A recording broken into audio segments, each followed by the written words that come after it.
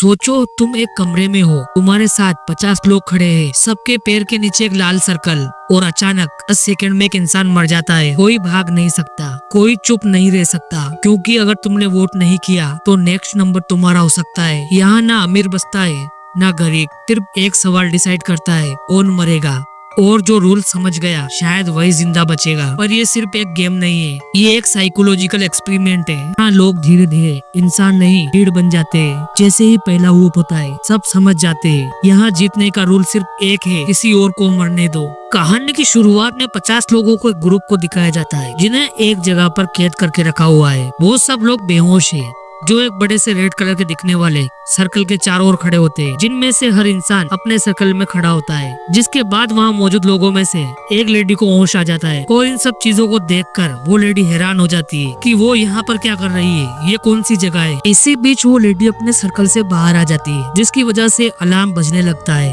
और अलार्म की आवाज से वो सारे लोग होश में आ जाते हैं। लेकिन अचानक से एक बिजली का झटका उस लेडी को लगता है, जिससे उसकी मौत हो जाती है। और उसे देखने के लिए एक आदमी उस लेडी के पास जाता है, और फिर से अलार्म बजने लगता है, और एक जोर से बिजली का झटका उस आदमी को भी लगता है, और उसकी भी मौत हो जाती है। अब बाकी बच्चे लोग देखते हैं वहाँ पर बड़ी बॉडी को एक इनविजिबल फोर्स एक अंधेरे की तरफ लेकर जा रहा है, और वहाँ पर सभी लोग काफी ज्यादा डर जाते हैं। इन लोगों को समझ आ जाता है ये काफी बुरी तरह से पिस चुके हैं, क्योंकि वो अपनी जगह से हिले तो उन्हें बिजली का झटका मार देगा। तभी एक बार फिर से अलार्म बजता है, और इस बार उस इंसान को बिजली का झटका लगता है जो उस लेडी और उन सभी को अपनी जगह से हिलने के लिए मना कर रहा था, और वो भी मारा जाता है। इसका मतलब उन्हें समझ नहीं आता है, लेकिन वहाँ मौजूद हेड पहने व्यक्ति समझ जाता है अगर हम अपने हाथ को किसी और की तरफ रखे, नीचे सर्कल पर एरो भी उनकी तरफ पॉइंट होने लगता है। वो आदमी एक लेडी की तरफ अपना एरो पॉइंट करता है, जिसके थोड़ी देर बाद अलार्म बजता है, उस लेडी की मौत हो जाती है। तब लोगों को पता चलता है कि हर कुछ मिनट में उन्हें वोट करके एक इंसान को चुनना होगा, और जिसे सबसे ज्यादा वोट मिलेंगे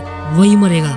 अगर कोई वोट नहीं करता तो सिस्टम रैंडम तरीके से किसी को मार देता है। धीरे धीरे लोगों में बहस शुरू हो जाती है। कोई कहता है पहले बुजुर्गों को हटाओ, कोई बीमारों को, तो कोई बच्चों को बचाने की बात करता है। इंसानियत और सेल्फिशनेस के बीच लड़ाई चलती रहती है। एक कॉलेज स्टूडेंट एक कैंसर पीड़ित महिला को मारने की बात करता है, लेकिन लोग डर जाते हैं कि आगे चलकर वही सबको मारेगा, इसीलिए उसी स्टूडेंट को वोट करके मार दिया जाता है।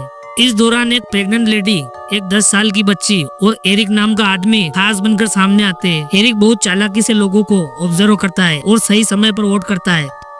एक बार प्रेग्नेंट लेडी और एक आदमी के बीच टाई हो जाता है, लेकिन एरिक चुपके से वोट करके उस आदमी को मरवा देता है, और प्रेग्नेंट लेडी बच जाती है। जैसे जैसे लोग कम होते जाते हैं, गेम और ज्यादा खतरनाक बनता है। एक दाढ़ी वाला आदमी सबको मैनिपुलेट करने लगता है, लेकिन आखिरी समय पर एरिक उसे ही वोट करके मार देता है, जो सबके लिए शॉकिंग होता है।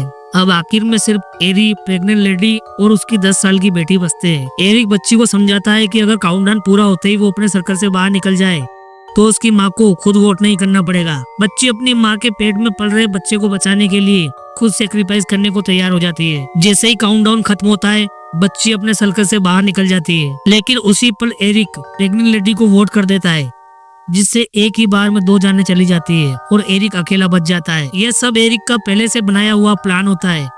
असल में जिसे मरना था वो कोई इंसान नहीं बल्कि प्रेग्नेंट लेडी के पेट में पल रहा अनबोर्न बेबी था। के बाद एरिक बेहोश हो जाता है। जब उसे होश आता है तो वो खुद को एक एलियन स्पेसशिप के ऊपर पाता है, जहां उसके जैसे और भी सर्वाइवर मौजूद होते हैं।